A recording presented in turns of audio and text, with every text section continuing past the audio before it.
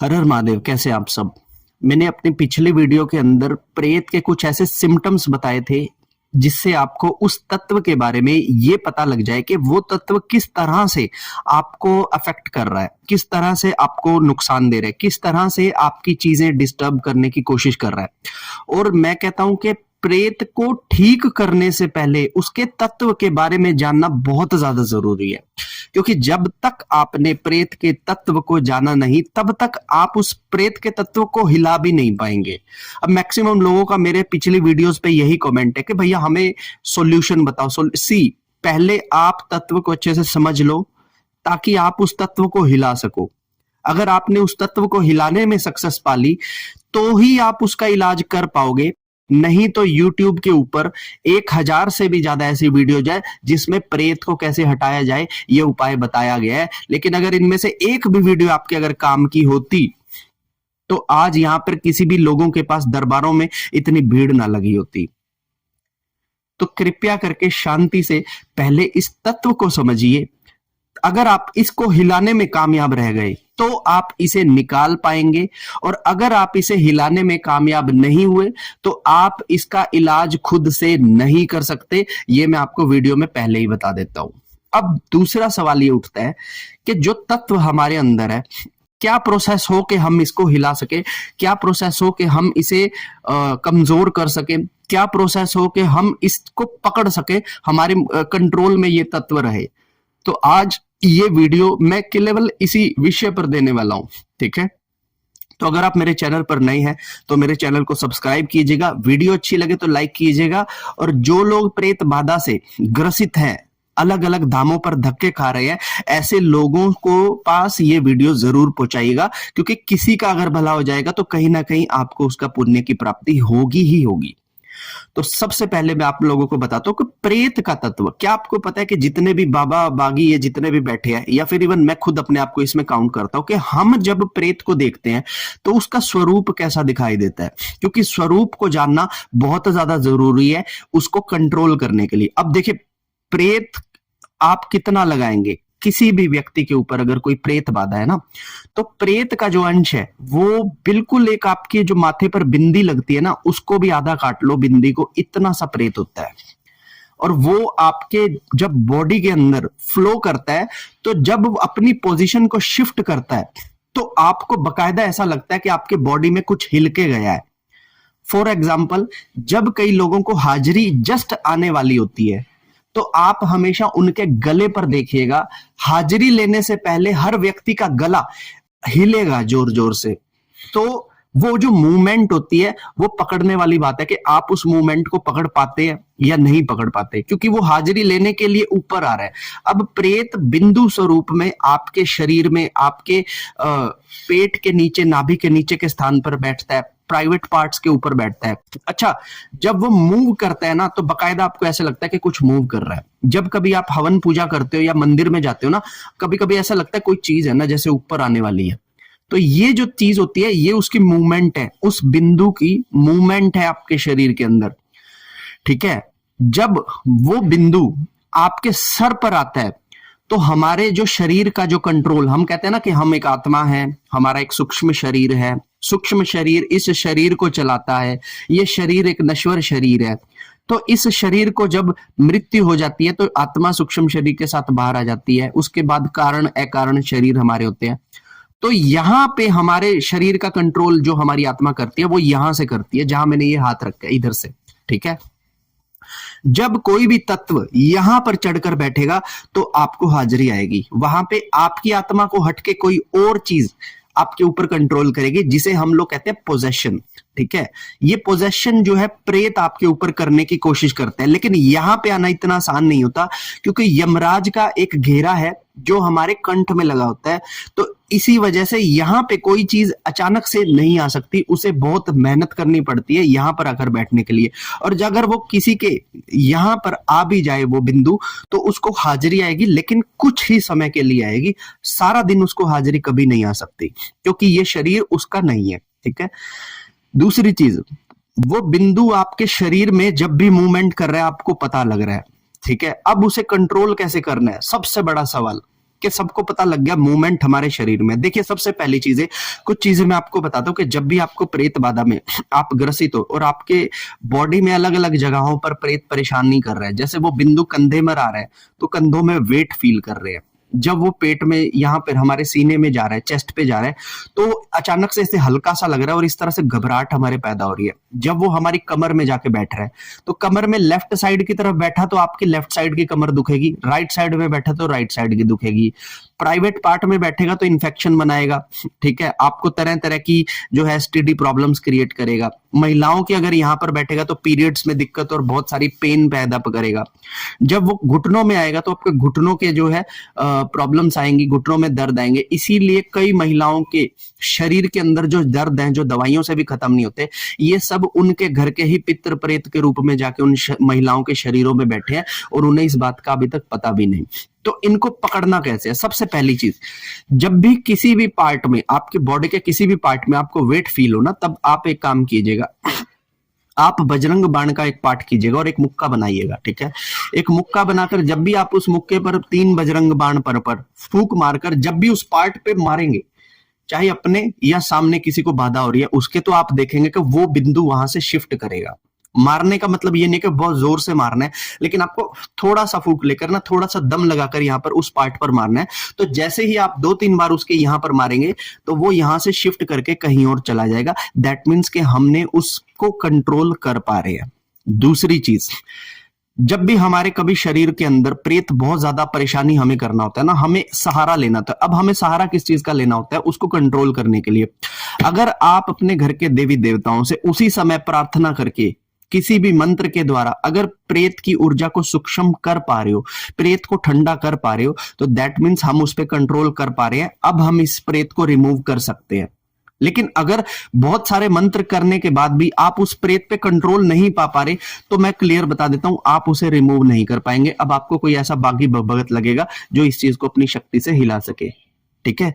तीसरी चीज, आप एक काम कीजिएगा कि जब भी आपके शरीर में कहीं पे प्रेत प्रॉब्लम करे, आप कुछ ना कीजिएगा, आप केवल आपके मंदिर के अंदर अगर कोई अगरबत्ती या धूप की जो जलने के बाद स्वाह रह जाती है, आप उस धूप को जो है आप अपनी जीभा पर लगा सककर उस शरीर पर लगा सकते हैं, ठीक है, जिससे कि आपको तुरंत आराम पड़ेगा ही पड़ेगा। दूसरी चीज, जो आप दीपक जलाते हैं और दीपक जलने के बाद जब उसकी बाती और उसमें घी तेल जो बचा रह जाता है, इसको उठाकर पहले अपने माथे पर तिलक कीजिएगा और फिर उसी पार्ट पर लगाइएगा जहां पर आपको प्रॉब्लम हो रही है। नित्य ऐसा करने से 2-3 दिन के अंदर ही आप अगर उस पर नियंत्रण कर पा रहे हैं तो आप प्रेत का इलाज कर पाएंगे। अगर नहीं कर पा रहे हैं तो प्रेत के लिए आपको कोई बाबा भगत पकड़ना ही पड़ेगा, ठीक है। तीसरी चीज, जब भी प्रेत आपके अंदर शरीर में मूवमेंट करता है तो आप इसकी कुछ फ्रीक्वेंसीज को नोटिस कीजिएगा। फ्रीक्वेंसी कैसे नोटिस करनी है कि ये पर्टिकुलर एक टाइम को पकड़ता है कि जब ये मूवमेंट करता है। सारा दिन ये आपको तंग नहीं करता और ना ही कर सकता है। मूवमेंट क्या होती है कि जैसे कोई महिला को अगर प्रेत है, वो कामकाजी महिला है या फिर पुरुष है जो जॉब करता है, किसी तरह का ऑफिस में जॉब करता है, तो वो अपना काम प्रॉपर तरीके से करता है, लेकिन एक पर्टिकुलर टाइम होता है जहां पर उसके ऊपर ये दबाव पड़ता है। ये टाइम मैक्सिमम मैंने देखा कि शाम का टाइम होता है, 5-6 बजे के बाद उसको दबाव पड़ने शुरू होते हैं और सुबह के 3-4 बजे तक दबाव पड़ेगा। 4-5 बजते ही उसका जो शरीर है वो फिर से नॉर्मल हो जाता है। सारी रात वो सो नहीं पाएगा।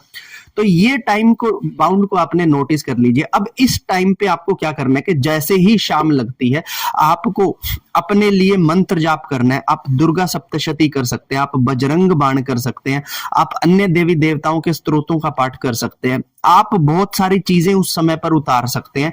अगर आपके उतारे करने से वो तत्व आपके कंट्रोल में आ रहा है तो आपका प्रेत का इलाज आप कर सकते हैं, नहीं तो आप उस प्रेत का इलाज नहीं कर सकते, ठीक है। एक और चीज मैं आपको बताता हूं कि जब भी प्रेत बाधा आपके शरीरों में होती है तो एक डिसॉल्व करने के लिए जब कोई मंत्र आपको दिया जाता है, तो जब भी आप उस मंत्र का जाप करेंगे तो आपकी बाधा बढ़ती हुई नजर आएगी, या फिर कभी भी जब आप पूजा पाठ करेंगे तो आपकी बाधा बढ़ती हुई नजर आएगी। बहुत सारे लोग ऐसी सिचुएशन पर आकर क्विट कर जाते हैं, लेकिन अगर आपके मंत्र जाप से, अगर आपके गुरु मंत्र से, अगर आपकी पूजा पाठ से कोई प्रेत अग्रेशन पकड़ रहा है, दैट मीन्स उसको फर्क पड़ रहा है। और अगर उसे फर्क पड़ रहा है तो आप अपनी पूजा पाठ मंत्र से उस प्रेत को निकाल सकते हैं। अगर नहीं फर्क पड़ रहा है तो आपको कोई बाबा बागी लगेगा उसको निकालने के लिए। तो प्रेत के तत्व को समझो। प्रेत का तत्व आपको हमेशा अकेले में रखना चाहता है। प्रेत का तत्व शोर शराबे से दूर एकांत में आपको लेके जाता है। प्रेत का तत्व ठंडे सांप की तरह कुंडली मारकर एक जगह पर बैठना चाहता है। लेकिन जब जब आप अपने पति या पत्नी के पास जाते हो, जब जब आप अपने पारिवारिक कामों में करते हो, जब जब आप लोगों के बीच में जाओगे, वो तत्व जो है वो गुस्से में आता है और वो आपको अधिक कष्ट देने की कोशिश करता है। प्रेत का तत्व आपके शरीर में जब आप खाना खाते हो तो एक न्यूट्रिशन जब आपकी बॉडी को मिलता है, तो प्रेत तत्व उस को ग्रहण करके आपकी बॉडी में जो है स्पेस बढ़ाता है। और कहते हैं ना कि जब तक आपका इलाज पूरा ना हो जाए कभी उस इलाज को बंद नहीं करना चाहिए, क्योंकि मान लीजिए वो तत्व कट गया, कटने के बाद आपने इलाज बीच में रोक दिया तो वो तत्व फिर से अपने आप को नरिश करना शुरू कर देगा। और जैसे जैसे न्यूट्रिशन उसको मिलते जाएंगे वैसे वैसे वो फिर से अपनी मजबूती को बना लेगा। दूसरी चीज ये होती है कि जैसे आपको अपनी बॉडी के अंदर दर्द होता है तो उनको भी दर्द होता है। ये देखिए, शरीर के अंदर आत्मा चाहे किसी की भी बैठे, चाहे आपकी चाहे किसी और की, लेकिन अगर इस शरीर को मैं किसी भी तरीके से नुकसान पहुंचाने की कोशिश करूंगा तो यहां पर पेन होगा। तो ये पेन जो आपको हो रहा है वो पेन उस आत्मा को भी होता है। इसीलिए आपने कुछ वीडियोस देखी होंगी जहां पे बाबा भगत है ना, जिसको प्रेत दोष होता है, उसे कभी जंजीरों से, कभी चिमटे से, कभी लाठी से, कभी मुक्के से, कभी थप्पड़ से पीटते भी है। अब ये हमको लगता है कि व्यक्ति को पीटा जा रहा है, लेकिन लग वो किसको रही है? ये उस प्रेत तत्व को लग रही है, इसीलिए ये काम किया जाता है। ठीक है ना? तो अगर आपको भी इस तरह की दिक्कत आ रही है तो अपने शेड्यूल को सख्त कीजिए। गर्म पानी से नहाने के बजाय ठंडे पानी से नहाइए, जिसे नहाकर एकदम से आपका जो है ना तृप्ति खुल जाए, नस नस आपकी खुल जाए। एक्सरसाइज हद से बढ़ाकर आप एक्सरसाइज कीजिए ताकि वो तत्व अंदर टूट जाए। कभी भी लोगों के सामने जाइए तो अपने घबराइएगा नहीं, खुलकर बात कीजिए और अपनी बात को सबके सामने रखिए ताकि वो तत्व जैसा चाहता है उसके अपोजिट ही आप काम कीजिए। आप देखेंगे कि वो प्रेत अब आपसे निकलने की कोशिश करेगा। लेकिन अगर आप प्रेत जैसा मूड दे रहे हैं आप वैसे ही बिहेव कर रहे हैं, प्रेत गुस्सा दिला रहा है तो आप गुस्सा कर दे रहे हैं, प्रेत कह रहा है ये खाने का मन कर रहा है तो आप खा रहे हैं, प्रेत ही सारे डिसीजनों में अगर भागीदारी बनते जा रहा है तो आप उसकी कंट्रोल में आ रहे हैं। लेकिन हमें करना क्या था? हमें उस तत्व को कंट्रोल करना था, लेकिन वो तत्व हमारे पे कंट्रोल कर रहा है। और सबसे बड़ी चीज, जिन लोगों को हाजिरी नहीं आती, आप देखेंगे कि प्रेत उनकी मेंटल सिचुएशन पे 90% हिट करता है, 10% उनकी फिजिकल हिट करता है।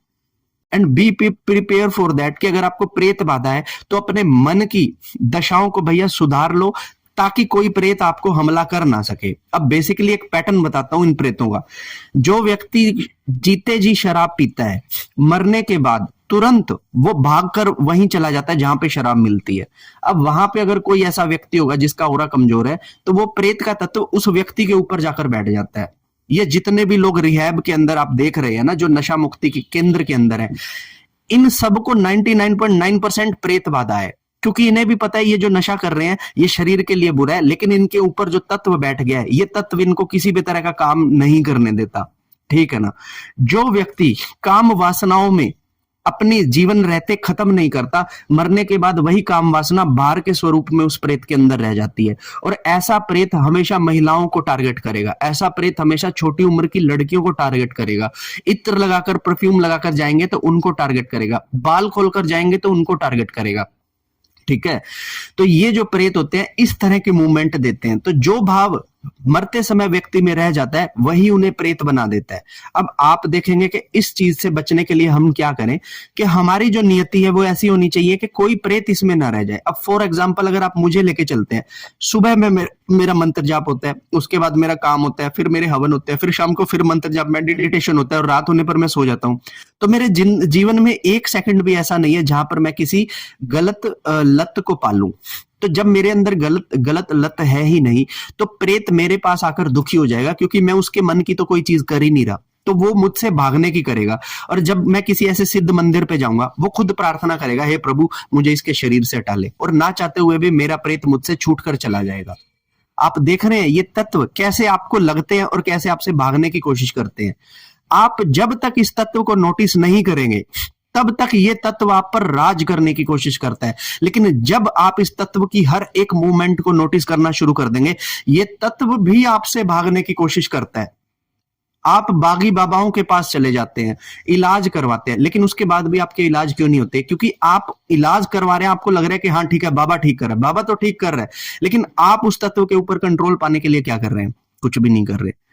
इसलिए सबसे पहले आप उस तत्व पे कंट्रोलिंग लाने का सोचिए कि हम इस तत्व को अपने तरीके से कंट्रोल लाएं। क्योंकि जो व्यक्ति प्रेत बाधित है उसे अपने जीवन में एक ऐसी शैली को अपनाना चाहिए जिससे कोई भी एबिक हैबी व्यक्ति दूर भागने की कोशिश करे। ऐसा करने से जो उसका प्रेत तत्व है वो उससे परेशान होगा, उससे भागने की कोशिश करेगा, और कहीं ना कहीं ना चाहते हुए भी किसी बड़े स्थान पर अगर उसके ऊपर कोई डिवाइन पावर आई तो तत्व आपका स्वयं से ही निकल जाएगा। ये जितने भी लक्षण मैं आपको बता रहा हूं, ये मैं आपको बता रहा हूं प्रेत के तत्व को काटने के लिए। लेकिन चीजें और ज्यादा खतरनाक होती हैं जब प्रेत तंत्रों से लगाया हो, जब कोई जिन्न जैसी एंटिटी लगाई हो, कोई चुड़ैल हो, कोई डाकनी हो, कोई शाकनी हो, कोई घायल हो, कोई मुठ वशीकरण कुछ ऐसा फेंका हो, तो उसके लिए दूसरे प्रोसेस को फॉलो करना पड़ेगा। अभी तक मैंने बात की है प्रेतों के बारे में, जो भूतों प्रेतों के एंटिटी में सबसे लोअर काइंड के प्रेत है, इस तरह के प्रेत। लेकिन जो प्रखर प्रेत है, जो जिन स्वरूप में है, जिनका फायर एलिमेंट है, इनके लिए अब अगली वीडियोस में आप लोगों को बताऊंगा कि इनके लक्षण क्या होंगे और इनसे आप कैसे बच सकते हैं। और इस वीडियो में तंत्र से अगर कोई प्रेत आपके अंदर प्रविष्ट करवा दिया गया है, खिलाया पिलाया गया है, तो जब तक वो खिलाया पिलाया बाहर नहीं आएगा प्रेत को आप कंट्रोल नहीं कर पाएंगे। किसी तरह का यंत्र अगर कहीं पर गाड़ दिया है तो मंत्रों से जब तक उस यंत्र का उत्कीर्णन नहीं किया जाएगा प्रेत आपसे बाहर नहीं आएगा। प्रेत अगर आपको सीधा आकर लग गया है, या किसी ने मंत्रों के द्वारा प्रेत आपके ऊपर छोड़ दिया, या किसी ने हवनों के द्वारा प्रेत आपके ऊपर छोड़ दिया, तो आप उसे जब तब से हटा सकते हैं। लेकिन अगर तंत्र यंत्र जैसी चीजों का इस्तेमाल हो गया तब आप इस पे कंट्रोल नहीं कर पाएंगे। ठीक है, उपाय और भी हैं, लेकिन इनको करने के लिए कुछ भारी उपाय आपको करने पड़ेंगे। इसीलिए मैं पहले जिन और जो बड़े लेवल के प्रेत है इनके बारे में मैं आपको डिस्क्राइब करूंगा, और फिर उसके बाद इन्हें कैसे हटाया जाए ये मैं आपको विधियां बताऊंगा। तो आशा करता हूं ये वीडियो प्रेत के तत्व को समझने के लिए बहुत ज्यादा उचित होगी। ये नॉलेज जो मैं आप लोगों को दे रहा हूं, वीडियो अच्छी लगी तो इसे लाइक कीजिएगा, अपने समस्त मित्रों के साथ जो इस लाइन के हैं, जो इस फील्ड के हैं, उनके साथ शेयर कीजिएगा। और अगर आपका कोई प्रश्न हो मुझसे तो कमेंट कीजिएगा, या फिर अगर आप मुझसे पर्सनल कंसल्टेशन लेना चाहते हैं तो मेरे इंस्टाग्राम पर मुझे मैसेज कीजिएगा। तब तक के लिए हर हर महादेव, जय माता दी।